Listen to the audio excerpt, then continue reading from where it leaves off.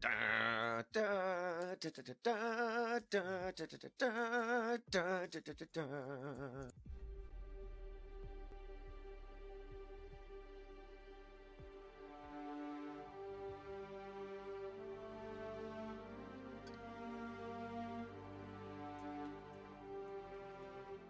Hello, everyone, and welcome to another exciting episode of We Shot First, Season 3, Episode 36, I believe. 37. 37. I thought it was 37. 37. Yeah. 37. Because we're going past the benchmark. Oh, 37. 37. No, the damn space combat. 30. Everything's cooler with space, though. 37, and I'm fairly confident that this ragtag episode that we're going to paste and stick together is the season finale? Oh, did I just spoil the things that things are over that you might have wondered? What's left? The fanfare rises. What's left to do? You know. You've got one TIE fighter.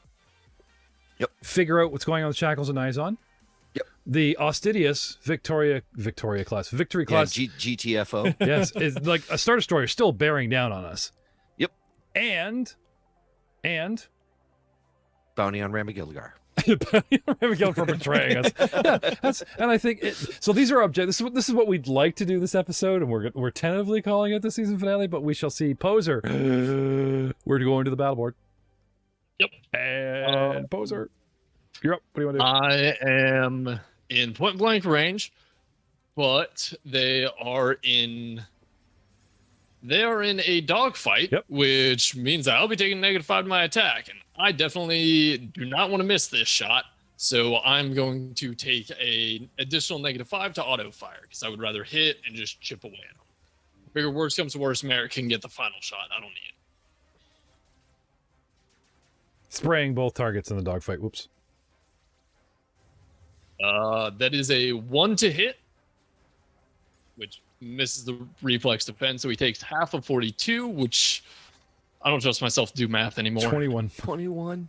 Yeah, I know. Just like he said, 21. 21 minus 10 is 12 points of damage, and I have, despite Merrick's screw up and giving me a bunch back, I only had 8.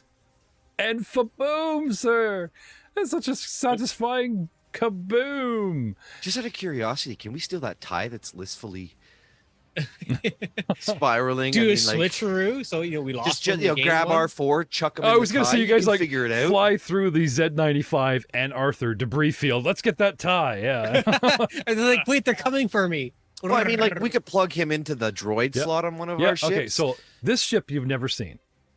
Yeah, that's true. No. Like you've never seen this ship, right? And it did very badly in combat. Like the Cloud Cars did better. And then you're gonna open a cockpit to see a guy that suffered a certain favorite Martian pilot of mine in the Expanse. Stroked out. Maybe they don't have their Stroked out. inertial dampeners all set up properly. Just you saying, know? is, Like is this the ship? space flight is a dangerous thing when you're pulling mad G's. Right?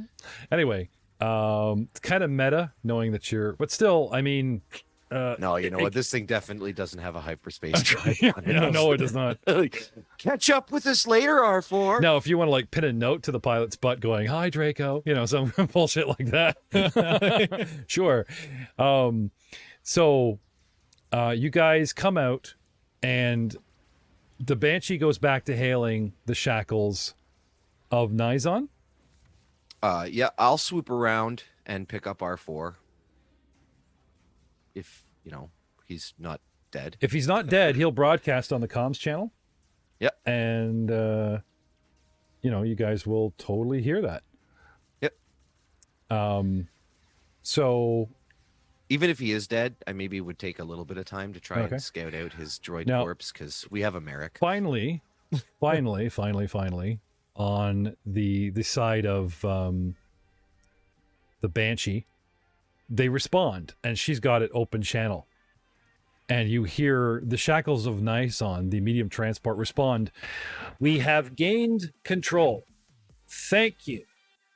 And the engines of the ship flare up, and a second or two later, it makes the jump into hyperspace with no other fanfare and is gone. Wise decision. Yeah. I would do the same. And there goes our last lead with Darga dead. That was our last lead on the Sarlacc project. Yeah, kind of was. We can put an APB out on that thing. Wait, when did Darga die?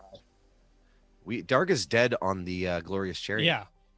On the launch deck. Oh Like, yeah. no, I he's feel on- bad. thought he I'd be was upset about conscious. Ramagilligar stealing that thing from Yeah. us, but I mean, really, he's got to deal with the the smell. body And the Hut Cartel. The He's- evidence. He's walking. Yeah. He's like, and the heat. yeah, he's dealing with the Yeah. dealing with the that. Now the Austidius approaches, gentlemen. Yeah, I will get on the comms, tell everybody to start plotting a course to the Resurgent through hyperspace. Okay. Is like immediately, and then like as I'm delivering that message, I'm going to be wheeling around and checking the wreckage of Okay. R4 Z95 to see if I can Abandoning pick up a your droid. butler, a certain guitar, and a whole bunch of stuff. Well, I never said anything about abandoning him. He's perfectly capable of finding a transport to any major port. You from- just show up with your luggage a couple of days later. Also, That's it's why not I the pay him the guitar. big bucks. That's why he's his butler. So you It's not the guitar. I had the guitar with me. I didn't have the case with me. I left the case in the room. Okay. So you want to, while you're making the jump to hyperspace, you want to call down to the planet? Oh, I would. I already gave him instructions to pack our bags and Yeah, like those what is it? Those Actually, I'm pretty sure I told him to get on the Banshee. Oh no, when you went to the last day of the tournament, those Hitman movie where they just burn the headquarters? They start Yeah. going through file Yeah. folders. Like, and He trash could bins. just pack up and leave, but he's throwing kerosene around the nice luxury hotel, no evidence, nothing. Oh yeah, no, don't worry. I'm making sure everything's prepared just the way you instructed. You ever seen Gross Point Blank? Yeah, Yes, yes, exactly. yes. Taking the office With the down now. secretary. sir. Look underneath the desk. Joan thank Cusack, you. yeah. Yeah, because where did you get this butler? Like from leftover from the war, out of an prison? He was like wrapped up for arson or something. He's my man. No, Burned he was. This isn't after the fact. He doesn't come from the family. This is a guy I personally hired myself to maintain my business affairs while I was Okay. doing some less savory things. All right. Somebody's got to be responsible for the money because I sure as hell ain't. You want the face representing the money to not be yours, because when it comes time to collect on some debts, sometimes it's good not to be so closely Okay. associated. Oh no, the face is So all me. I would never pass up on that glory. You guys ever trust but trust in Winston Yeah. that he's going to get your shit to you later. Alphonse. Alphonse, sorry. And you guys all start calculating the jump to hyperdrive? Yep. Yeah. Hyperspace? Well, I don't. I first make sure I pick up R4. Yeah, that was. So I may be 30, 40 seconds behind. him. Yeah, I will have also swung up to go help R4 because, I did abandon him earlier. So if I could try and help. Good shooting, Poser. Thank you. So does R4 come over the comms? Okay. Yes. And you fly over and you're trying to figure out how he can't retro swim, like you're trying to, get him in the slot. Poser shows up and Can't I? Can't think I you- do that? what? What, with amazing piling? Just try to get up under him as he's spinning in space? No, I mean, this might be one of those reaching for the lightsaber on the Hoth. no. Or no, the interstellar matching the velocity of the spin. Yeah, No, let's I'd see. have to be hitting some mad pilot intervals for that. You don't know what? Yeah, Poser. Oh, wait, hang on. Does he have mag boots? If you could just make contact with your hull, he could just hang on. Yeah, but is he spinning hard? Well, there's a slot on this ship Yeah, to plug a droid. I an know, astromech but I'm droid just saying, if he could just touch your wing and hit the mag boots, he can roll up the wing and just climb in himself. Do Yeah. they come standard? I don't know. Now, I don't know the stats. Actually, yeah, the Z95. I don't know. The Z95 is the droid slot is standard on a Z95. Yeah. No, but I meant the R4. But the which he- mag boots, I am not sure about. Okay, well, he's broadcasting, right? Arthur's actual sheet would have it. Poser's on the way to possibly help as well. Checking the Yep. sheet. Nudge wink, right? Yeah, nudge a wink. He just stops spinning for no reason when you pull over. His wheeled locomotion, walking locomotion. Yeah. It's nothing, I don't think nothing about mag boots no, there. I don't think he had the mag. Yeah. So he's floating amongst the debris. Now you got to fly a ship into a debris field. There's shit bouncing off your hull, pieces of this sparking, whatever, and he's in the middle of it. Sure, it's dispersed, but you know what I'm saying. This is not great. It's not a mild. 13. Piloting a 13. Eh. Not great. Okay, you get close to the field, but getting into it is going to be difficult.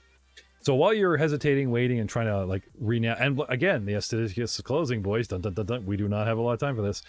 Poser. I will get myself into position near the field and start calculating the jump to hyperspace. Okay. Poser. A couple rounds later, Yes. you show up. He's sitting there next to a field, and there's the droid. And I pull him through the field so I don't have to go into it. Okay. Towards you, towards Rahal. Whoever's closer. Okay. And did you want to put any, oh yeah, he was totally spinning this way and pull up to that side? Anything like that? Kind of a piloting check? Make it look natural? I'm not making it look natural. We need to get this All right. done Well, fast. give me a piloting check to park next to, a hazard. Gotcha. Or you'll accidentally, like, get hit by an object. Probably 8 collision. Yeah. So you pull up next to it, and like just something that didn't seem to be moving fast actually comes and collides with your ship. A medium-sized object hits a colossal size object and does hull damage to you, which is what? Probably be absorbed by your damage reduction, but still. It's a medium. Yep. Based on how the table goes, I'd assume 1 die 6 plus strength modifier. Okay. So unless it hits you like really hard, you'll be okay. So yeah, 6 plus. Okay. Boonk. Okay, you do actually take a single point of hull damage. Bash. Something hits you. But hey, you're here. So it drops you down to like 31. Ow. Yep. And well, all this is going on, and you're like, okay, now start pulling the droid, using the force. The Austidius hails you guys like an open broadcast channel. If anyone wants to like put them on screen or flick the switch or like listen to the audio kind of thing. I won't put them on screen, but I'll flick on the audio. Yeah. And not say anything. Okay. I'll flip on the audio as well, just really quickly. Okay. A very chilling message from a certain individual aboard the Astitius, which, if we get away, has been recorded by the Banshee and will be replayed to the captain of the Resurgence and the Jedi Master Dina. And you guys, the survivors, will be called to the bridge for, of course, a debriefing with old fuddy-duddy Varth and everything about how did you do? And we explain we guys, caught down leads and all that stuff with Sarlacc Project. And then O'Keefe pulls this footage. So you listen to the audio now, but I'm going to give you full color description because later on your characters will all get to see this. All right. The image on the screen resolves to show the bridge of the Star Destroyer Austidius. Standing before the view screen is a darkly handsome man wearing long, flowing robes, played by Robert Preston. The hilt of the lightsaber hangs from his belt in plain view. My sensor operators tell me that your ship will be far enough from Bespin to jump to hyperspace before I can reach you. I congratulate you on your victory here, but know this, the Inquisitorius never rests. My name is Valen Draco, and I will find you and make you pay for meddling here. You may have bested that slimy hut, but I can assure you that the affections of an Inquisitor are not so gentle. And it just freezes with this creepy ass look on his face. Sweet, I actually totally will reply. Okay. No means no. Learn consent. Totally will What reply. Poser's gonna say? Flip on the comms. Ooh, you promise? Catch you on the flip side. Engage hyperdrive. Yeah, see ya. Just leaves Poser hanging with Arthur. Use the force check of 20 to move Arthur. And with Rahul gone, no witnesses. Oh, fuck, thank God he left, right? Shook. Yep. Pull him in. Well, I plan on pretty much explaining to them once we get back. But Yeah, slap him in. Oh, Arthur rats you out. And then I suddenly moved through space and Poser. I saw what happened. He looked at me like he wanted to melt my circuits. It was creepy. It's creepy ass shit. if I wanted to melt your circuits, I would have. You get him and you boot it out of here? Yeah, Okay. punch in the hyperdrive code while I'm already Yep. starting to fly away. Yep. And just boom. And Merrick? Yes, definitely punching in hyperdrive coordinates. Okay. And the Banshee. Several days later, you've had Banshee would beat us there.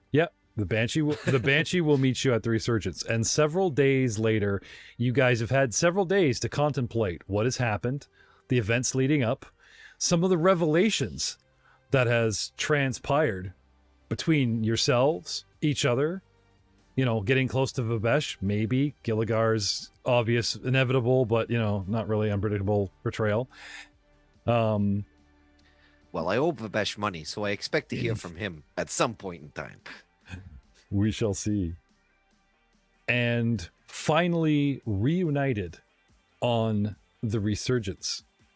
And it's been a couple of weeks. It's been several days to get here, several days at the tournament, and several days to get back. So at least 12 days to 2 weeks. And they've been doing repairs and modifications on the Archelon.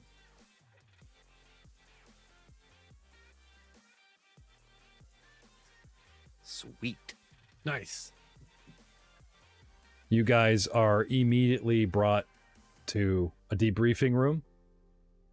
As soon as you guys have had 5 minutes to shit, shower, shave, change, like within the hour before you guys really have a chance, you get off the ship, that kind of thing. The biggest problem is the Resurgence can only dock with so many ships, maybe 3. Right?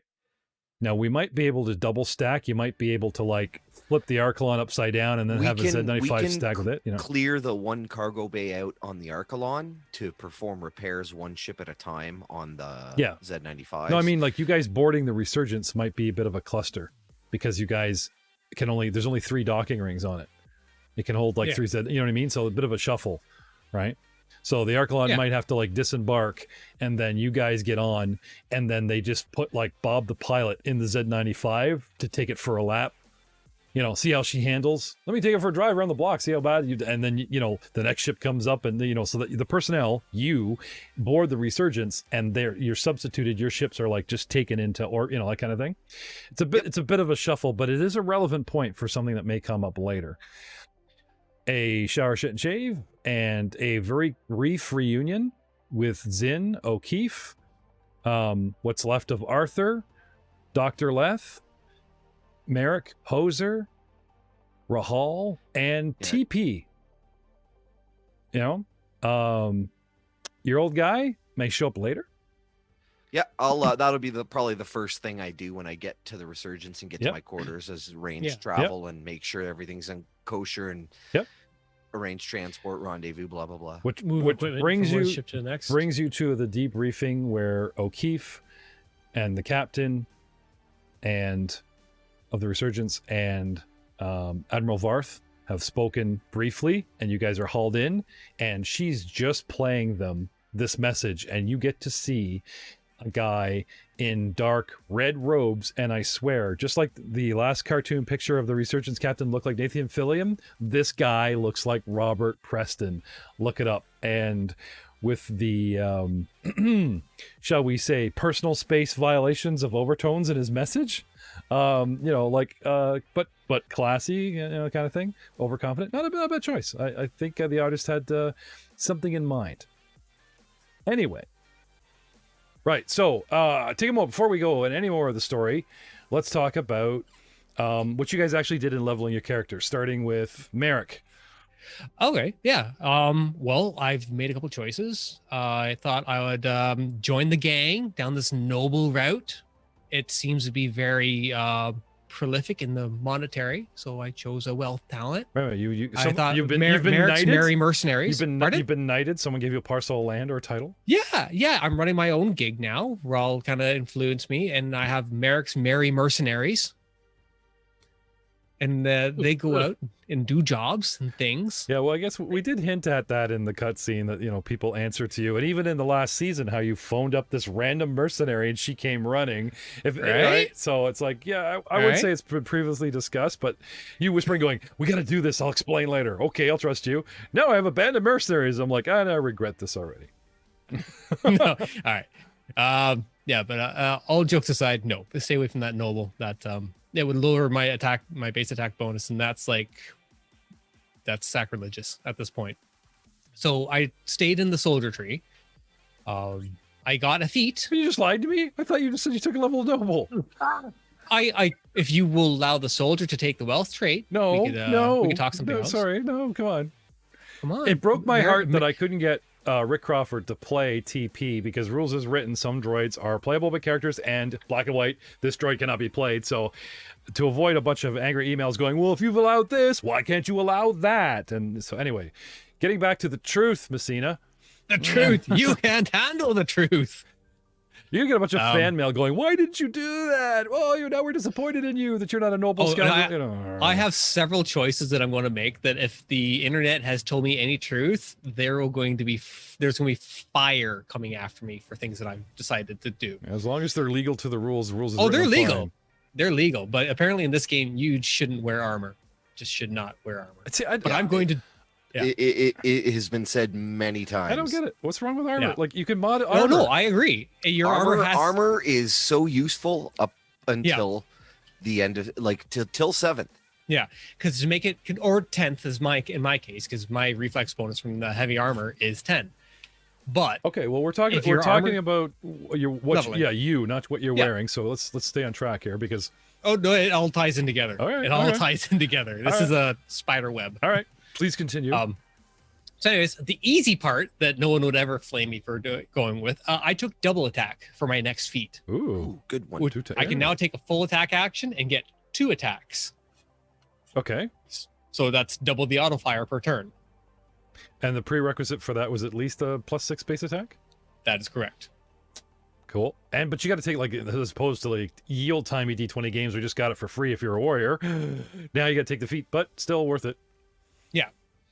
So yeah, more attacks. That's good. You do take more negatives. So again, between having an auto attack, between having a double attack on top of that, unmodified, just as the literature says, you're looking at a -10 to attack. Yeah, is it -5 in the primary, -10? Kind of like no, across the board. -10. Yeah. Oh wow. Unmodified. Again, there's bracing. There's things we can do to bring this back down. Okay. Point blank shot. Okay. But yeah, just straight raw. I'm looking at -10 for 2 attacks. Hence why auto fire is something I'm definitely going to be leaning into moving forward. All right. More so. Go on. Yes. And because we're discussing the retraining that's going to be happening. Yes. Okay. I have a couple of talents, one from level 1 soldier and one from my second level, which was my first level dip into scoundrel. I have actually never used them. I've mentioned them, but never had an opportunity or availability for using it. First one would be my demolitionist, which will allow, when used, you can use a mechanics check to place explosives, and you get to add 2 dice damage to that. Sounds great, but the way we kind of roll, it's not really come up to a scenario where I could use that. So I'm going to swap that one out. What I'm going to swap it out for is an armor talent, which allows me to pick either my armor's bonus or my level to apply to my reflex. So I get the benefit of the higher fortitude, and once my level gets higher than my level, because that's the whole thing, is your armor is set, you choose your armor's reflex bonus. And that's why armor is generally not used, is because our level will exceed even the strongest armor in general. And I'm wearing heavy armor, which gives me a +10 to my reflex, so it's good till I'm level 10.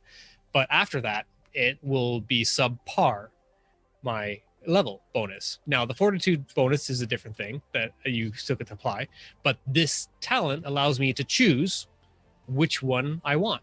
So I get to wear the armor, but choose which is the preferred bonus. Cool. At least I'm thinking that. I would definitely want to take that eventually, but there's another talent which allows me to recharge shields super fast. Personal shields. Go on. Let me bring it up. See, Alt F. Oh no, not that one. Control F.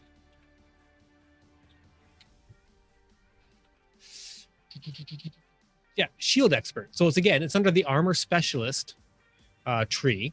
And once an encounter, you can spend one swift action to regain 10 shield rating to max on an active personal shield.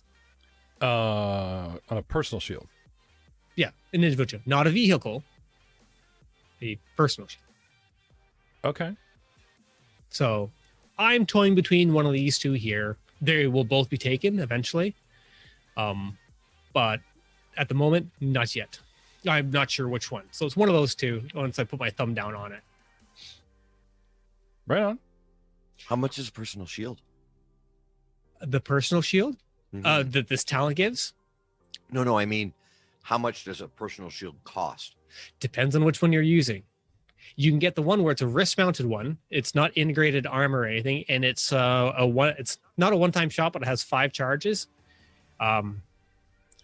Those ones, they have a varied price. I'd have to bring it up, and I will in a minute.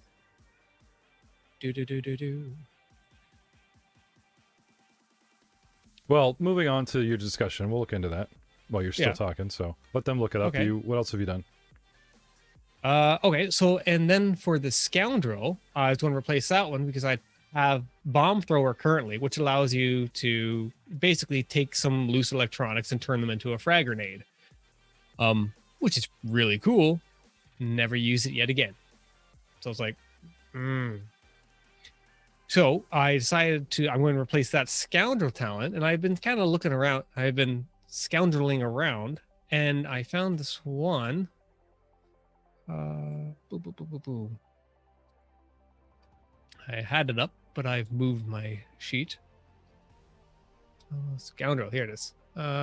Advantage. It's called under the opportunist tree. It's the advantageous opening, and it's when an ally or an opponent in line of sight rolls a natural 1 on an attack, make an attack against single target. Not that target, your choice target. If you're curious, it's in Clone Wars 24, page 24. Mm-hmm. So because ones are a thing that we so like to see, I thought we could game that natural 1. It's like his own crit deck. It's an anti-crit. Yeah. So I go to take a shot. I roll a 1. Yeah. You get an attack? I get an attack. Cool. Yeah. Well, we could break the game with that. Everyone could roll 1. Okay. Well, it's already in the game, and we did state that the game is broken, but we're going to play for the story and see how things go. But yeah. Now, you guys have not tried to break the game out of the gate. You've had a guy wielding an axe instead of a lightsaber taking penalties. You've had a guy that could do a lot. Despite my gifting you a not a rocket launcher, a grenade thrower early, but now, sorry, before we get into what Matt took with some of his noble talents, Ryan, anything else? No, so for talents, generally, those are the 2 talents I'll be restructuring. Mm-hmm. That's the 1 new feat that I got. All my other feats, everything's staying. Mm-hmm. I was actually going to talk to you about changing my weapon focus. From what to what? A rifle to heavy weapons. Yeah, sure. Okay. Yeah. Now, again, this is something straight out of, we are playing rules as written, but in the campaign, there's like a mini rule book talking about restrictions, like there are only certain destinies these guys are allowed to have. There is no getting rid of dark side points in favor of atoning with your light side points. There is fixed hit points, which now bring you up to what? My hit points now are at 86. Because it's not maximum. They give you like, was it like 7 of 10 or 8 of 10? It was 70% because I remember we have it calculated out. So I get, every time I take a soldier level, I get 9 HPs. Okay. So what do the nobles get? Like 4 out of 6? Or 3 of 6? Yeah, so noble doesn't get a lot. Okay. I went from 54 to 58. Yes. No. Yes. Yeah, because a noble is a D6 and they give you 4 solid hit points. Yeah. Right? Soldier's a D10, So he got 7. Yeah. It's weak. But at 6th, I finally got to the point where I can survive a single crit hit. Yeah. What is your threshold, right? What's in your wallet? Okay, so let's talk about the new and improved Rahal. Brian, are you done, or is there anything else? Yeah, no, that things like your new gear and things you've built on. We're leading to it in the previous cutscene or going forward. So the last thing that is actually the big change is kind of coming through is I'm changing my the skills that I'm trained. Yep. Well, only one of them. So I'm not going to be trained in stealth anymore. I'm going to be trained in pilot. Yes. Well, that makes sense. Yes. Now, remember that you guys take half your level in damage to the damage you deal out. Now, at 7th, it's a half the level, so it doesn't matter. But last level and like at 6th and this one, you guys should have a +3 to damage on everything you shoot, everything you wield, including your skills. Because I think it was you, Ryan. Somebody was like forgetting, like, why did I get extra? Yeah. Where you been? Yeah, no, it was me a couple of games ago. Yeah, I was like, what? Not that you're hurting for damage dealing or DPS, so it's fine. Anything that brings up the bottom end, I'm kind of for. Okay, so Ryan, you want to turn the floor over to somebody else? Sure. All right, Mr. Oberus. That is your real name. It is. So Oberus Incorporated now. I'm curious to see what happens at 7th. What did you take for a 7th level? See, I was tossed. I was going to take another step on the Loyal Protector talent tree, which is the building your little minion troop, but I opted out of that. So, sorry. I need a sorry. Everyone's multi-classing, getting confused. So Ryan, I'm staying true to the course now. So I took a level in soldier early on because I was so weak. I needed it. No scoundrel. I did not take scoundrel. Okay, so you were 1 soldier and now 1 soldier, 6 noble. Okay, and what about you, Merrick? I am 1 scoundrel, 6 soldier. Yeah, because this is how it would be written across the top of your character sheet, or how they write them in the stat blocks. And I think I just want you to state that because it helps everyone visualize. Yeah. Okay, sorry, please, Mr. Oberus. All right, so yes, 6, another level of noble. I retasked my talent of battlefield medic because I've never used it once. It's a cool talent, but it doesn't fit my character very well. And again, I've never used it, not once. So I ditched that and I picked up the next lineage talent called Connections, which is all about getting licensed and restricted military illegal equipment without having to pay the licensing fees or do the background checks, as long as the total cost of whatever item it is equal to or less than your character level times 1,000 credits. So there you go, Ryan. 6 levels, and now you're 7th, and now he could hand you a grenade launcher. That's how nice I've been to some of you guys. So I don't want to hear any flack if I'm strict on in other places. But sorry, do continue, Mr. Oberus. Yep. So I swapped out Battlefield Medic for Connections. It seems to make a lot more sense. Yeah. For my character, and I think it'll have a lot of use for us, especially now going forward when we're gonna have the money to buy some real deal stuff. It honestly, it's a cool talent, but it's not really practical until you start getting to the mid to high level, because until your level is times that 1,000 credits, like, it's restrictive as to what you can get your hands on. Yeah. Anyhow, I got a whole bunch more money, and I wanted to talk to you about money. Okay. Was I able to get my winnings from the tournament? Your winnings? Yeah, 40 grand. You lost me. Remember, I tapped out and took a chunk rather than going for broke. No, I remember you losing, and then the winnings were going to go to so-and-so, and then there was a big heist, and everything just kind of went... Oh, you need to go back and listen to that. I had an option. Did I offer you 40 grand to tap out and like take it for the you did. Oh. Yeah. Oh, that's right. Because we were trying to get you were trying to get Captain Morrow to win. You were planted so he'd get the millions, and then you guys would get a cut of that. Right. Right. He didn't get the millions. I'm not but worried about that. But I did 40, take a yes. Sweet. Yeah, no, like in-game money does count. So yeah. Okay, well, that changes a few things for me. I haven't spent any of my money, but I may be spending some of my money now. Well, the cost of fuel has gone up in galactic inflation. Now that the Empire is regulating... Oh, you think I'm kidding? Now that the Empire has control, they're regulating fuel, and the cost of fuel's gone up and everything. So, if you ditch that 40 grand, I promise not to charge you for any fuel and basic supplies for all of your ships for an entire season.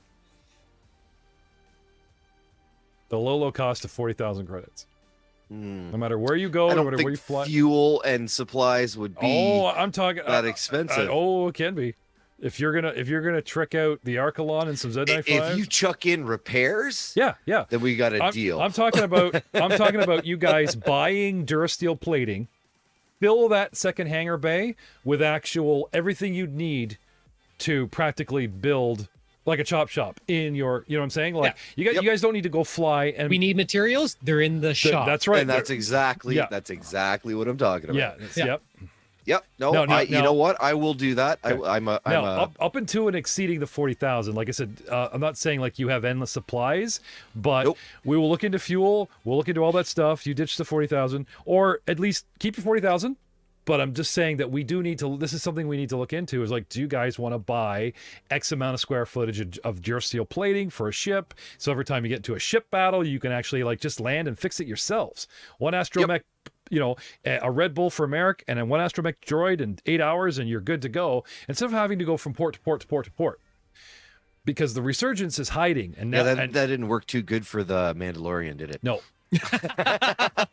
No, it's swan dive. Yeah, but you see what I'm saying? Like, that's something that we'll look into. So it's probably better we work it out. So you've got your 40 grand. Do keep in mind that you should, reserve something just for basic supplies and stuff. Oh, for sure. Oh, yeah. I never really trust me. Rahal lives way too highly on the luxury chain to not be keeping a bunch and liquid, your new talent will allow you to get these supplies without paying stupid tacked on licensing fees or background checks. Because the Empire, the good news is this your ship? Well, the Empire wouldn't say all Durasteel is now $10 or 10 credits extra. They would put taxes and tariffs, and they would hit you. The price didn't change. Yeah. The taxes, however. Yeah, the moving it around and getting it in the supply. That's how they get your money, right? And because that's all in licensing and stuff, you'll be able to negate that cost. Anyway, please continue. I'm sorry. So aside from that, I got a little bit of hit points. This is the level this is one of the levels they don't give you base attack bonus when you take noble. So what is your base attack bonus? It is 5. What are your not bad? What are your defenses? My defenses are quite good. Actually, we shouldn't talk about that because I know that you guys are buying equipment and stuff that can change those. So we'll let that come. We'll skip. Sorry, everyone. We'll just skip that. No worries. Yeah. So, pardon me. Did you need to flip any or strip any talents or skills? So I stripped off Battlefield Medic and I took connections in its place. Yeah. Did you get something new at 7th you can talk about? At 7th, yes. I got a feat. Yes. And it was a noble feat, so I was able to take skill focus. Mm-hmm. And, time spent with Master Dina on the Resurgence. She taught me a thing or two about I ain't training you. Focusing. Like she was like, you got to hit the bean right on the top of the bean. You know what I'm saying? Wait, what kind of force training is this we're talking about here? They're playing beer pong, and he's just moving the ball around, And so I I took skill, focus, use the force. Okay. I have no force powers. Now, technically, you actually can't start your force training till 9th. Because there was some controversy about that, right? There was something about taking... Yeah, that's just when the next free character feat comes available that I can put into it. Yeah. Because Jedi in the class... story flavor-wise, I'm going to be working on it. Oh, yeah. No problem. You know but what I mean? we did find a glitch. It's like the Jedi class, which is restricted to one character, has force training as a bonus feat. Everybody else has to wait for their character feat. It doesn't? No. Nope. Everyone just has to wait for their character feat. It can be taken as a class feat. Okay. For if you are a true Jedi. I know there was some, like I said, and we are skating, like we did have this hard fast rule one Jedi, and everyone just assumes there's one guy with powers, but it's not that we're looking for a loophole, but there is some sort of, come on, we've sort of slowly gravitated in, and, we've held off a lightsaber wielding Jedi for like 6 levels, and now we're getting into some new things. So anyway, keep going. I'm excited for that. So long and short of it, that's that. We may be acquiring a new vessel. Maybe during our downtime. I have to, talk finances with some of the boys to see. Well, I have to say that everyone thought that like we were done for Starfinder combat. I will say this: in book 4, there's more. Star Wars, not Starfinder. Yeah. In Star Wars, space combat. More space combat is coming, and you guys get into interesting things like, well, you'll just see. But there are more opportunities to, acquire.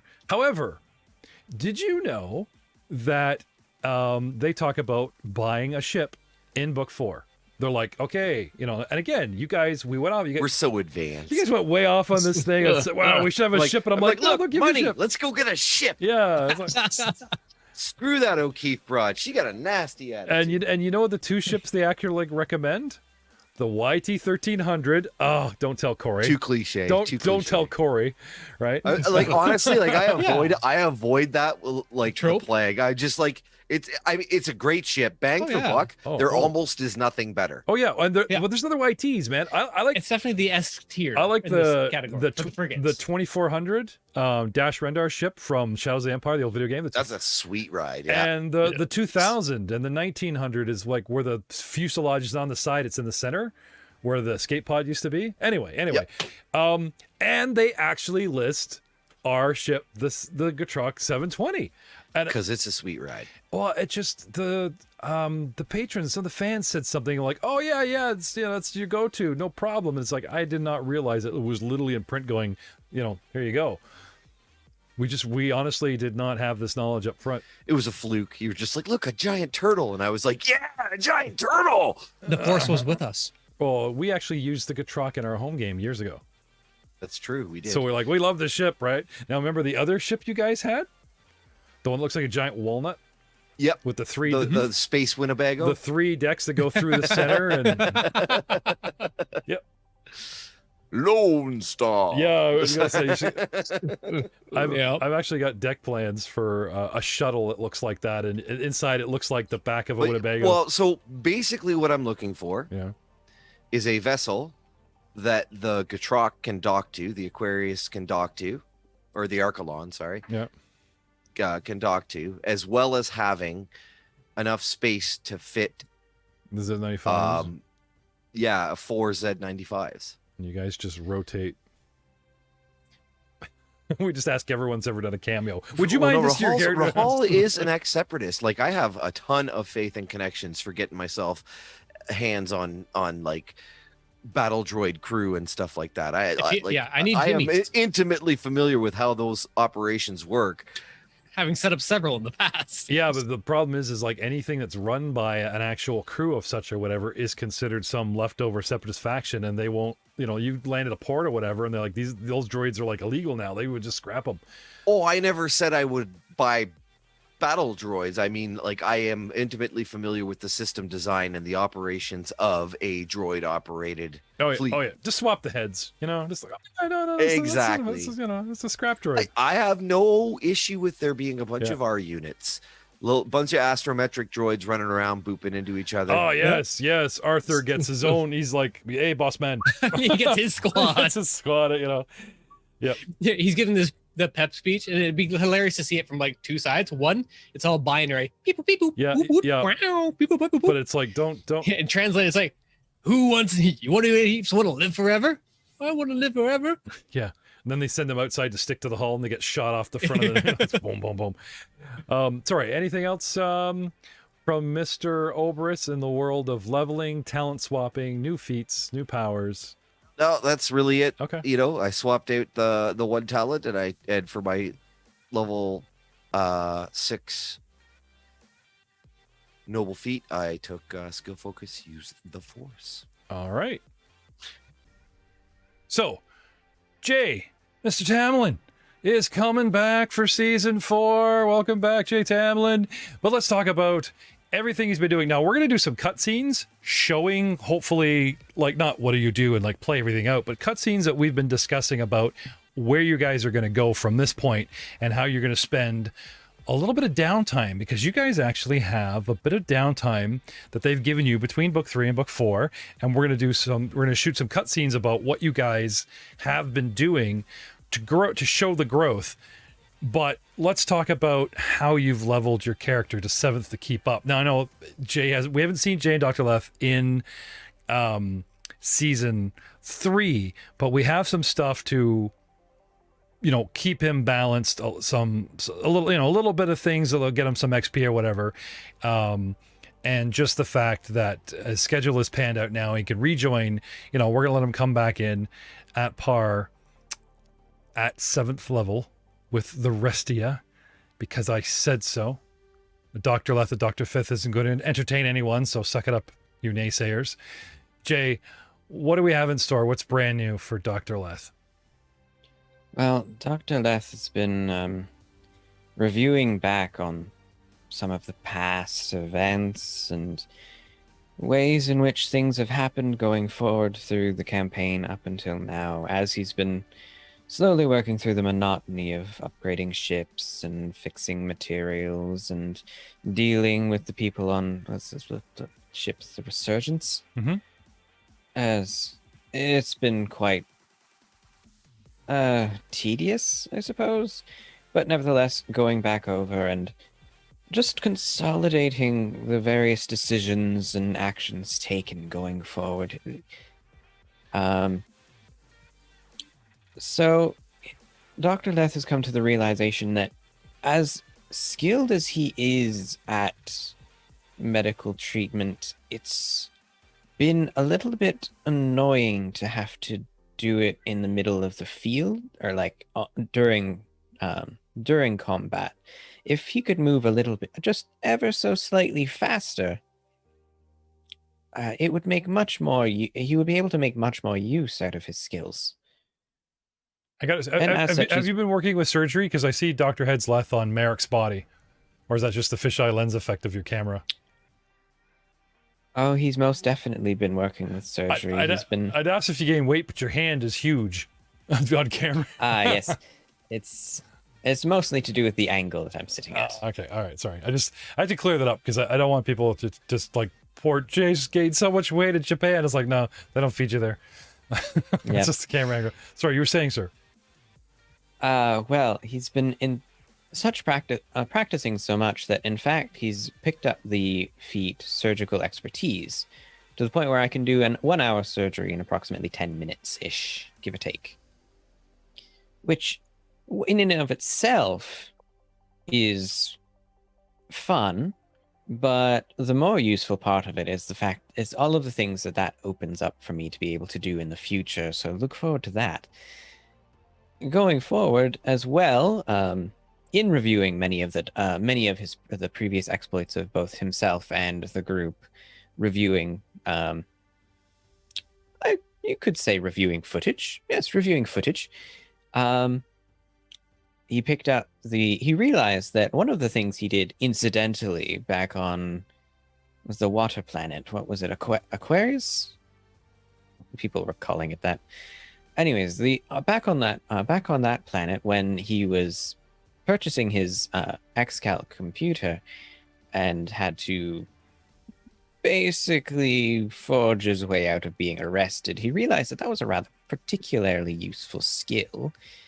and as such picked up the feat Adaptable Talent Electronic Forgery, which allows him to switch out any one of his talents. So specifically Gimmick is what he'll be using it on, which if he takes a night, he can switch that out and allows him to, going forward, use computer check instead of any deception checks or persuasion checks in order to make the fake documents or whatever particular things he needs at that point in time. Now, when you say switch out, you're not talking about like dropping a feat for a new skill. You're talking about like how Aiden use the Force in lieu of a regular perception check.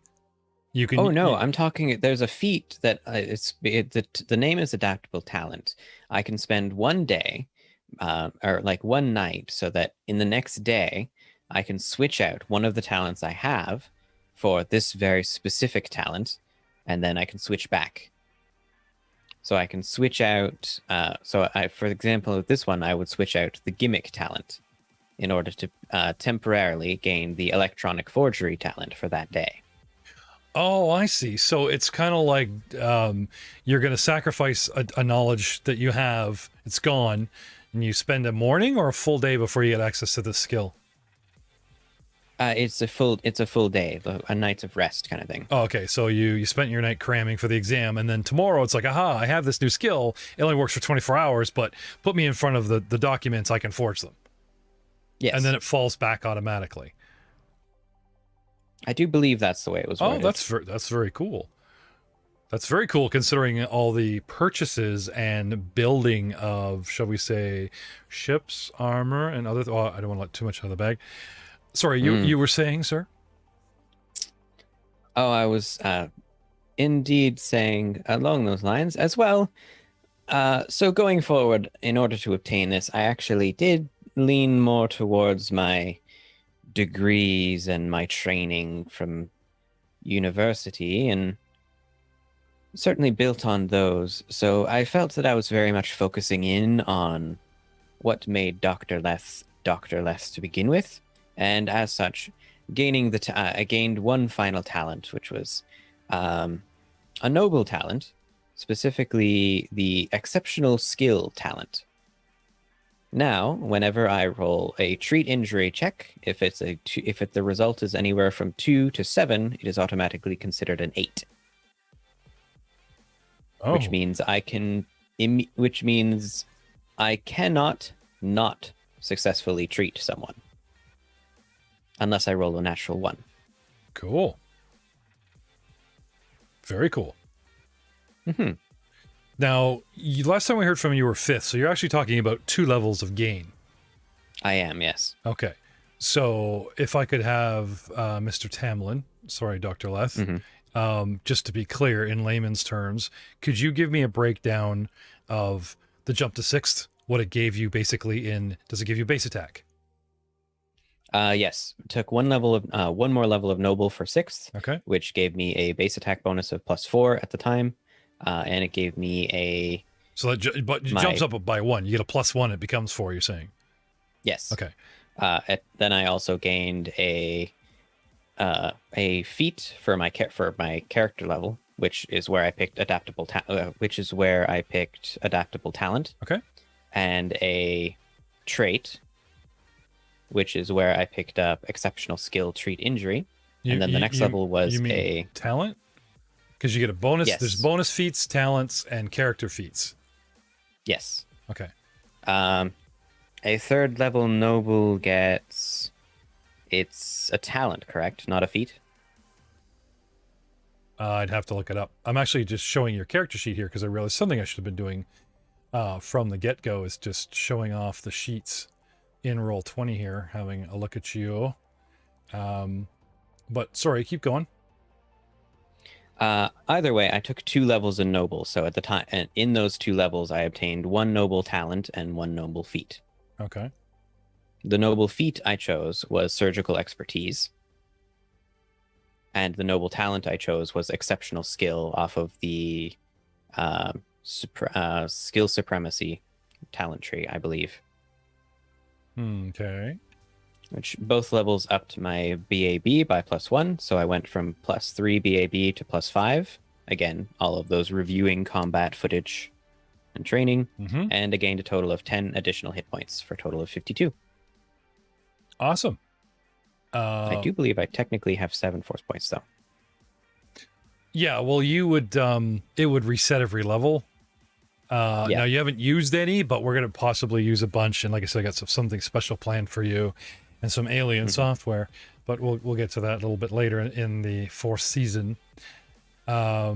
Now, whether we tag what's going to happen in the downtime at the end of season 3 here that we're covering right now, or at the very beginning of season 4, right before we, launch into the book, we'll have to see. But we are hoping to keep our promise of 3 episodes a month. We'll film 4 bank 1, so that way, if scheduling keeps going awry, we can still maintain that status quo a little bit better than just every other week, every 2 weeks waiting for an episode. But committing to one show and doing 4 episodes a week, unfortunately, we just don't have the cast, and we still have... Now, we've shelved a lot of shows. We shelved like all of our 1st edition Pathfinder to make room, to make sure that Star Wars stays wholesome and stays in the front. And we are still playing Age of Ashes, our Pathfinder 2nd edition, and I have shows with other casts on different days. But, and we actually have had some petition to go back to live show. But that will have to depend again on the scheduling, because I'm really hesitant to say every Friday night, 7:30, when we're juggling people going, okay, we'll shoot more Star Wars. No, we'll shoot more of the other show. And then the air it, as I edit kind of thing. But without the live show, it kind of guarantees our audience and patrons a more consistency of how fast the episodes come out, as opposed to, oh, you missed a live show. Did it air? Did it go? Did we edit? So anything else to add that's been added to your character sheet, sir? Like, we'll talk about the purchases with Matt and Ryan that you guys actually bought, like the stuff a little bit more in game. But as far as your personal growth on your character sheet, you've got your static 4 hit points out of 6 for Noble. You get your 8 out of 10 for Soldier, that kind of thing. 8 out of 10 for Soldier. As I said, I took 2 levels of Noble, which means 4 plus Constitution, so 5 hit points each level, which puts me at 52. And then the only other change of note on my character sheet is that leveling up Noble actually increases the amount, because I've been going over my research and such, increases the amount of wealth that I'd gain as I go forward. So over the past two levels, I've obtained quite a decent additional sum of money. I'm up at the current, I'm at about 62,000 credits available to me.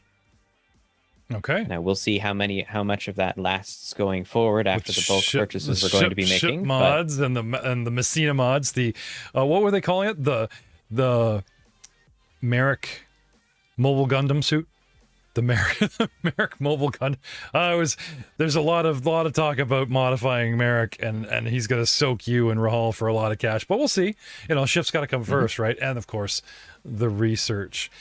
All right. And of course, last but not least, the moment you've all been waiting for. What did the Jedi take? I don't know. What did the Jedi take? A level in Scout. You're giving it up, right? That would make me so happy. He's retiring. Yeah, exactly. He's like a level in Nerf herder. He's settling down. No? Yeah, I'm getting too old for this. Is that a thing? Rahal, oh, there's a marketing and there's a future in cattle, Let's tap that future. A lot of hungry people out there. Yes. Hey, we all gotta eat. So, it's fair. Mr. Willems. Yes. So I took another level of Jedi. I mean, why wouldn't I? I know we've already dropped the big reveal of your true name thanks to Dina, but would you just say your own name one more time, because it just Mufasa. Say your real name, because you're no longer Poser. Fair. Let me find it 1 second. You don't know your own name. You just said it like. Let me find my name down. What? My name is. What? My name is. What? Okay. Mufasa. You gotta remember, shit. I came up with this name 4 years ago. Yeah, but I haven't had to use it. So I was a different person. We just dropped it like 20 minutes ago in a cutscene. That's your fault. Okay. Skill Adila. Adila. I love the Adila, Adila. I know it sounds like, does it sound like a line out of one of the Indiana Jones movie? Harima, Harima, like the Temple of Doom. Okay, maybe no one remembers that movie. Anyway, sorry. So let's talk about what did you take a level in? Yeah, so I took another level in Jedi because 7th level. I don't know why I wouldn't. Yeah, 7th level. 7th level. And you know what happens when you have 7 levels of Jedi? You get another talent. Yes, but your next character level, you can start taking prestige classes like Jedi Knight. Oh, I'm sorry, the Order is disbanded and hiding, and well, I guess Master Dina. Nah, never mind. Go on. That's in the future. That's in the future. I'll knight you. So much you have to do. So many hoops. So talents, hit us. Yes. So I've continued down the Jedi Consular talent tree.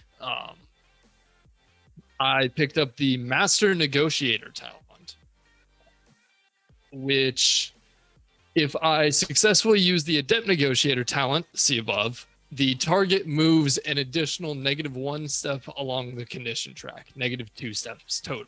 This is a mind affecting effect. Ooh. So you just like making people feel bad and tired. That's the thing with you. Yeah, pretty much. Yeah, I give people depression when I talk to them. No. That's what happens.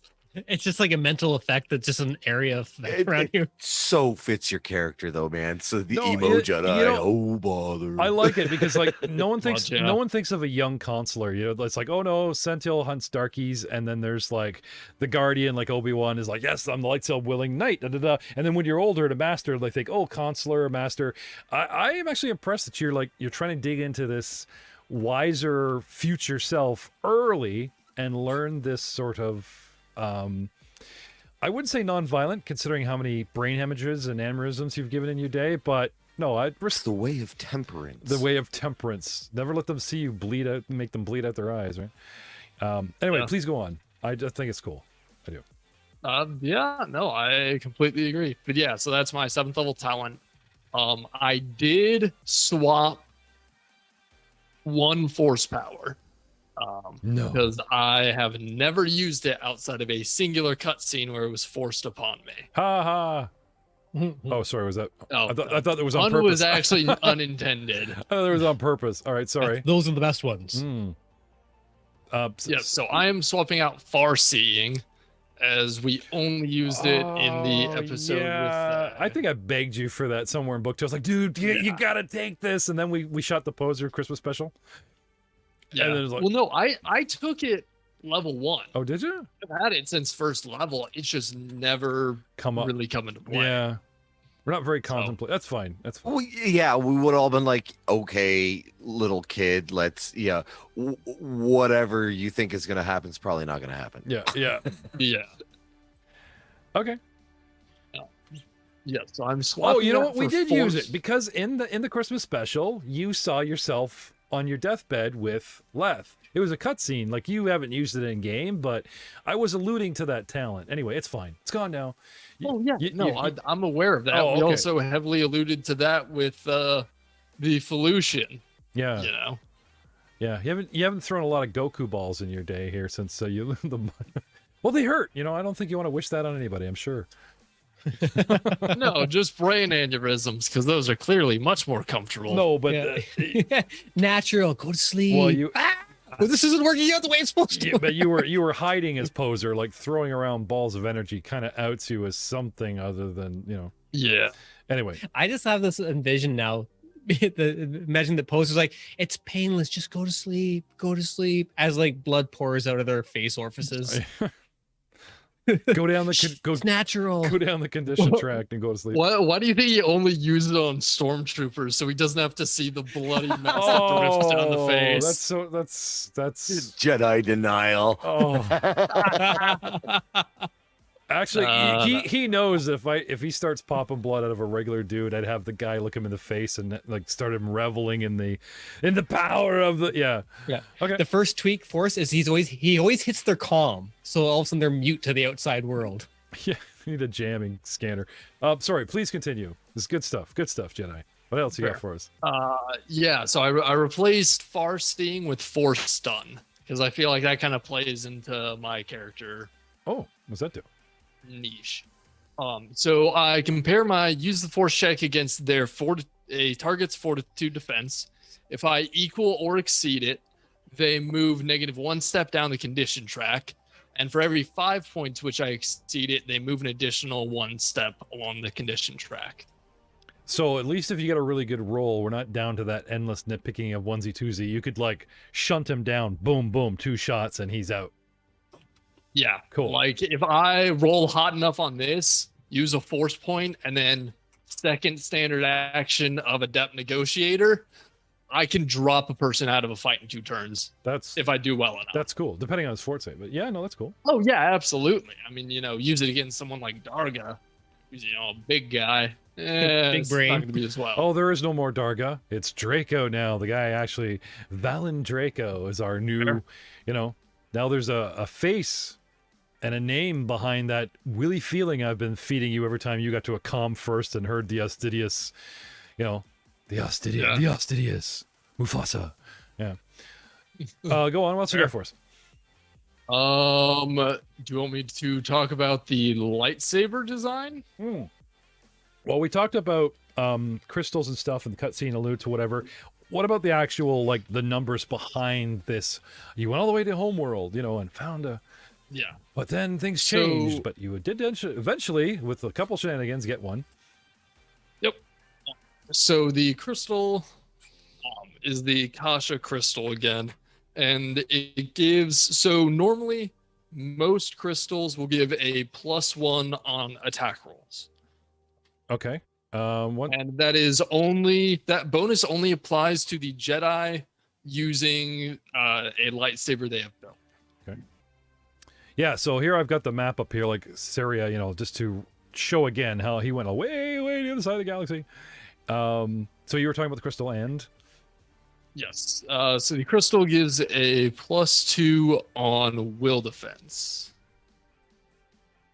So it's sort of like you've always seen them hold up sabers to like help with the energy deflection if you don't have those nice oily palms that certain Vaders and Yodas have, right? So someone kind of like hits you, narrows their eyebrows at you and stuff. You got it in your hand or on your person, or does you need to have it ignited? You might even need to have it ignited to get that bonus, because the crystal has to be activated, right? It's that when you wield an attuned lightsaber with a Kasha crystal, you gain a +2 force bonus to will defense. Okay, so there it is, wield. So it needs to be like lit. Yeah. I don't care if you've got it like quietly behind your back, like, oh, I have another lightsaber. Yeah. As long as it's on and in your hand, I'm happy. It's being and that's fair. At this point, skill is actually going to be out. So that's funny because now every time I feel a ping, you might pop a lightsaber boner just for the. Oh Jesus! I want extra will defense for my. Oh, sorry, did I say that out loud? Put that away.